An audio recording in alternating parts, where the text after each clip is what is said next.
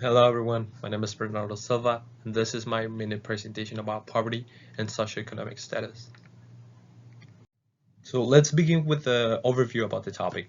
So socioeconomic status refers to the economic conditions an individual as well as group of people stand. It uses education, economic, and occupation of those people as main criteria to measure under what level of socioeconomic status you are. Sometimes wealth and power take a role on it.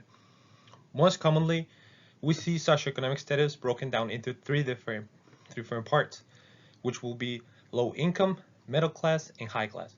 Poverty is poverty is like next to low income, even though it's next to it and below. It is the point where your economic status where you are not able to access essential needs, and principally due to the scarcity of money, which is correlated to the lack of education, jobs, and governmental help. Why might this be important? Well, there is evidence that inequities exist among these groups individuals concerning education. Evidence suggests, in quote, the higher the socioeconomic status level of a student family, the greater the student's chances of finishing high school and college. The rate of students who enrolled in college soon after high school graduation ranged in 2017 from 48 from low-income class families to 78% of those of families in high-income class. Now let's talk about the historical context of how this selected group has been treated in our society.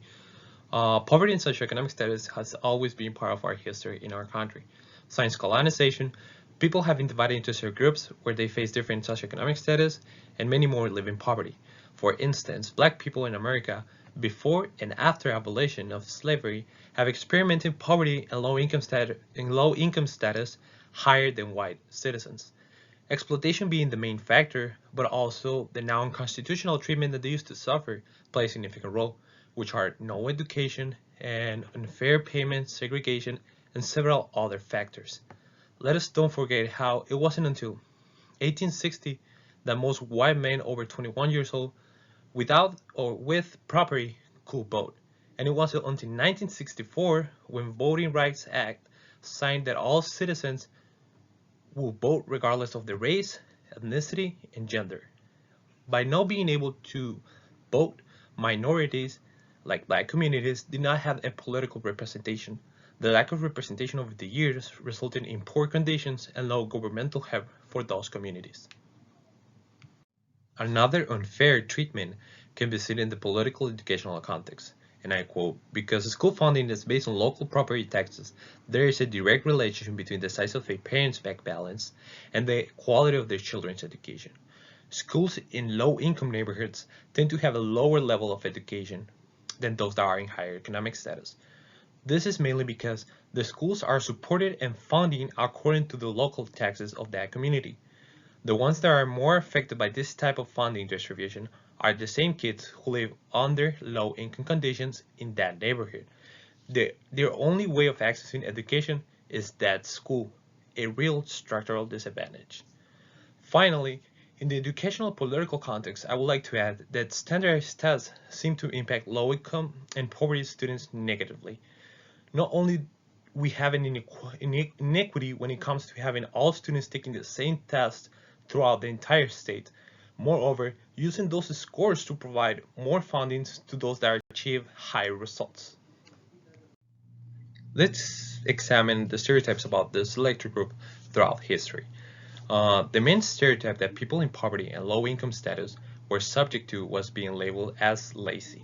One of this type of stereotypes can be seen in the case chocolate bar for a racer presented by Garsky in his book Case Studies and Social Justice Education. During this case, parents are in the middle of a meeting talking about a far racer done several years before. The parent, Mix Alexander, raised a concern about how the student's demographic has changed over the years and it's not the same as it used to be. And now students like her son struggle with this type of activities. She and her son seem to fit into a low-income class socioeconomic status. In the middle of this case, another parent suggests that her son, Miss Alexander's son, is just lazy. She says, my son sold the second most chocolate bars last year. He worked hard. If these older kids work as hard, they could sell as many chocolate bars as he sold. Other stereotypes and judgments people assume and divulge are that they don't care about education. They are alcoholics and drug abusers, that they don't want to work, instead they are addicted to welfare systems. This is from an article in 2013. These stereotypes towards families of low socioeconomic status are very condescending. People tend to assume that the only reason students might be struggling in education is the simple fact that they don't care about it. But in reality, those students and their families face many more barriers than their opposites, which are high-class students and families. For instance, a parent of one of those students might not be as involved as the teacher would like in the meetings. However, instead of categorizing that person as not caring about the student's education, we must consider that they might not have the time to attend those meetings. It could be due to their jobs. Some of them work two different jobs, their lack of transportation, they don't have a car to move around, and sometimes there's a difference in language which makes it hard for students and parents to communicate.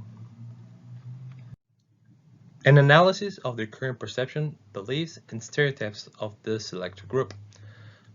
Sadly, the stereotypes and beliefs around poor and low socioeconomic students and communities are still relevant. But why is this? The first main problem with this is the lack of knowledge and the lack of suspension of judgment.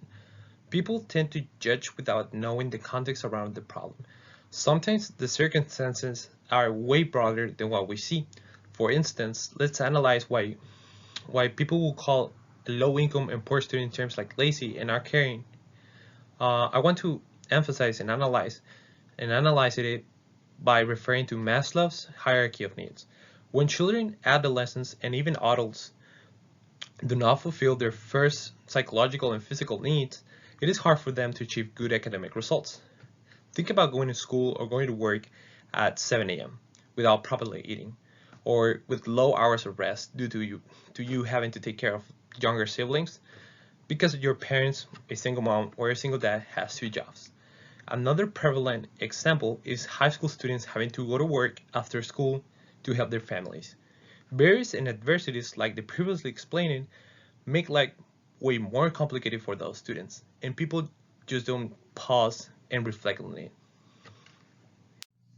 Recommendations for teachers to work with these groups and have more cultural competence. One thing that I would like to emphasize to educators is to suspend judgment. I learned the concept of suspending judgment during my LCD 464, which is the middle school curriculum and management course. What I learned is that suspension of judgment refers to the process of first identifying when we as an educators might have an unfair bias and assumption about a student, pausing, taking the time and reflecting on why we have this unfair judgment, and recognizing that we need to seek and learn more about that student before having and making assumptions. Also, a positive environment is essential to achieve good results and advocate for students in low-income spectrum. It is necessary not to only value and ensure the child of his and her importance, but also to appreciate what families know and can do. Educators can do this by celebrating differences and showing respect to all families. By creating strong and positive relationship with the students, you can reinforce students' willingness to continue their education. Kids want and need to kids want and need that the person that is more respected, which in this case is you or the more knowledgeable, that they want to know and feel that you care about them and that you acknowledge who they are. Finally, one important recommendation will be to try to get the family involved with the students' learning. Even though it is clear that sometimes this might not be possible, parents want their kids to succeed, and we should not assume that they don't care about the students' education. So one way involvement among parents and teachers will be beneficial is the benefits gained by providing information and ideas to the families about how to help the students at home with their homeworks, activities, uh, with the homework and other curricular related activities, decision making and planning. One example of this is a teacher's videotaping him or herself helping a child read a story. This last example provided by Carl is excellent. As teachers, we should not expect parents to know how to teach their kids educational material, as they are not experts in that field, especially those that come from low income and poverty levels. They might not have a broader educational background. But imagine how sending just a video or a letter explaining the basic steps on how to help their child with their homework/assignment at home will be beneficial to their learning.